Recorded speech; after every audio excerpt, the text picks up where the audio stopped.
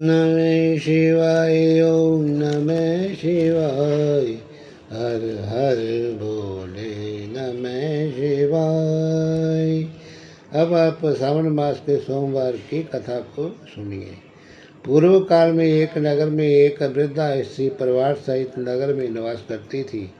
तो उसके परिवार में एक पुत्री और दो पुत्र थे। लड़के दोनों बड़े थे, लेकिन किसी का विवाह नहीं हुआ था। लड़की भी विवाह के योग थी। तो वे स्त्री बड़ी ही धार्मिक प्रवृत्ति की थी। उसके निवास स्थान के पास ही भगवान शिव का एक शिवालय था, जिसमें एक साधु महात्मा रहता था और वे भगवान शिव का परम भगत था। वे वृद्धा स्त्री भी प्रतिदिन स्नान से पवित्र हो मंदिर जाया करती थी। एक दिन वे वृद्धा स्त्री अपने पुत्रों व पुत्री को भी मंदिर में साथ ले गई। तो पूजा करने के बाद साधु बाबा को बच्चों को आशीर्वाद देने को बोला। तो साधु ने लड़कों को बड़े आशीर्वाद दिए, परंतु लड़की को कोई आशीर्वाद ना दिया।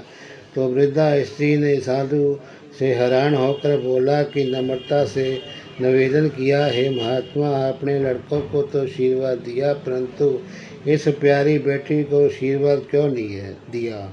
तो साधु ने कहा कि मैं इस बच्ची को आशीर्वाद नहीं दे सकता, क्योंकि इसके भाग्य में सौभाग्य का कोई सुख नहीं है। इस पर वृद्धा स्त्री ने कहा, बाबा कृपया आप कोई ऐसा उपाय बताएं जिससे कि हमारी पुत्री को भी सुहाग का सुख प्राप्त हो।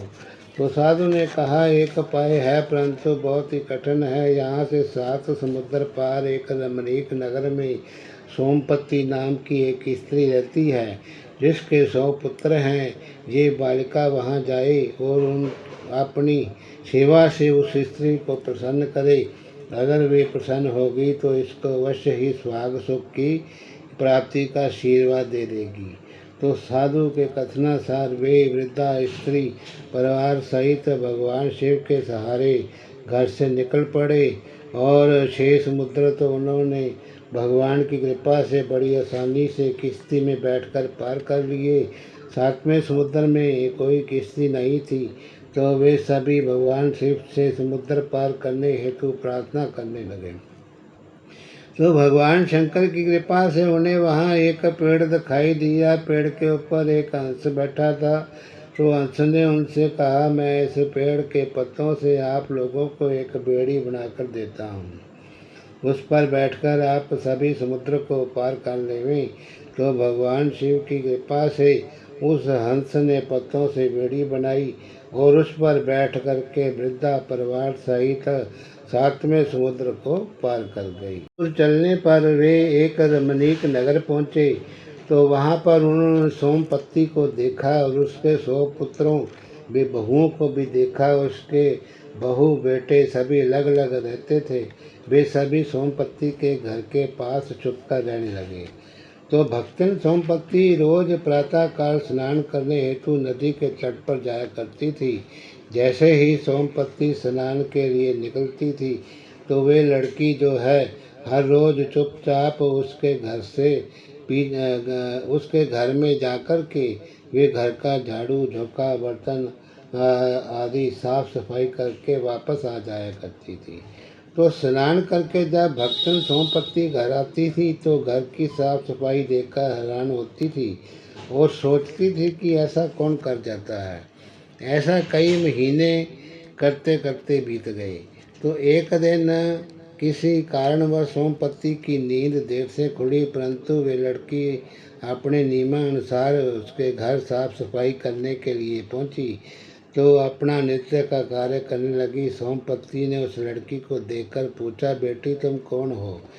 तो यहाँ किस लिए आई हो? तुम्हें क्या चाहिए? तो सोमपति के वचनों को सुनकर लड़की उसके चरणों पर गिर पड़ी। सोमपति ने अर्ध निद्रा में अवस्था में ही उसको आशीर्वाद दे दिया, बेटी दूधवती पुत्रवती और सौभाग्यवती हो वो। आशीर्वाद प्राप्त करके लड़की ने जब सिर को ऊपर उठाया तो सोमपति ने देखा कि इसके भाग्य में तो सुहाग सुख नहीं है, परंतु मैंने इसे पुत्रवती होने का आशीर्वाद दे दिया है, ये कैसे होगा। भक्तन सोमपति अभी सोच ही रही थी कि लड़की की माँ व भाई सभी वहाँ पर आ गए। सभी सोमपत्ती से प्रार्थना करने लगे कि हे माँ, अब आप ही इसकी माँ हैं और आप ही इसकी खुशियाँ दे सकती हैं। तो भक्तिन सोमपत्ती ने कहा, ठीक है, मगर इस श्रावण मास में आने वाले सभी सोमवार को भगवान शिव की पूजा व व्रत करें और सभी कामना इसकी पूरी हो जाएगी। आप लोग भी इसके लिए सावन के पहले सोमवार को लड़का ढूंढना, दूसरे सोमवार को सगाई करना, तीसरे सोमवार को साई चिट्ठी भेजना और चौथे सोमवार को बारात मंगवाना। जैसे ही लड़का लगन मंडप में बैठेगा उसी समय वे मृत्यु तुल्य अवस्था में आ जाएगा। सभी रोने लगेंगे, परंतु आप सब लोग घबराना नहीं, हमें याद कर लेना, सब ठीक हो जाएगा। सभी सोमपत्ती माँ से आशीर्वाद प्राप्त करके घर वापस आ गए। माँ सोमपत्ती के कहने के मुताबिक वे लड़की श्रावण मास की सोमवार की व्रत करने लगी। श्रावण के पहले सोमवार को उसकी माँ और भाइयों ने लड़का देखा, दूसरे सोमवार को धूमधाम से सगाई हुई, तीसरे सोमवार को साई चिट्ठी भेज दी और चौथे सोमवार को बाजे गाजे के साथ बारात आ गई।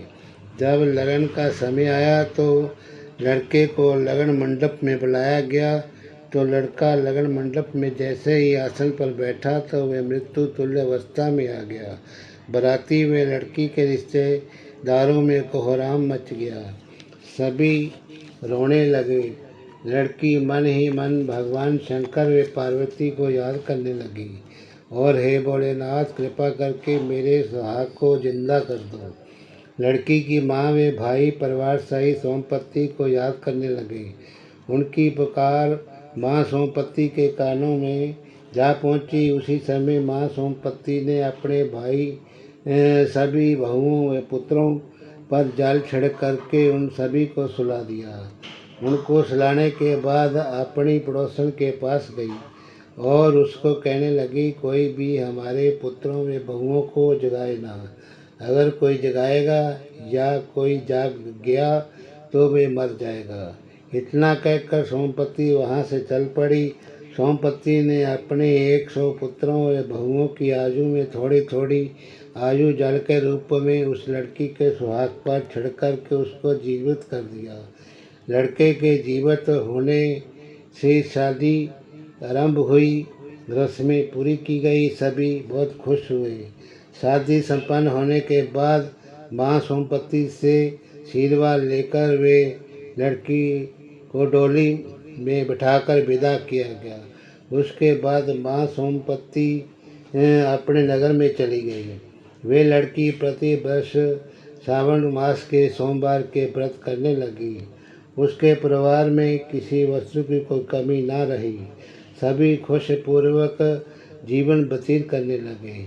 जिस तरह भगवान शिव ने उस लड़की के सुहाग को जिंदा किया, उसी प्रकार भगवान शिव की कृपा से सबका भला हो और भगवान शिव सबका मनोरथ पूर्ण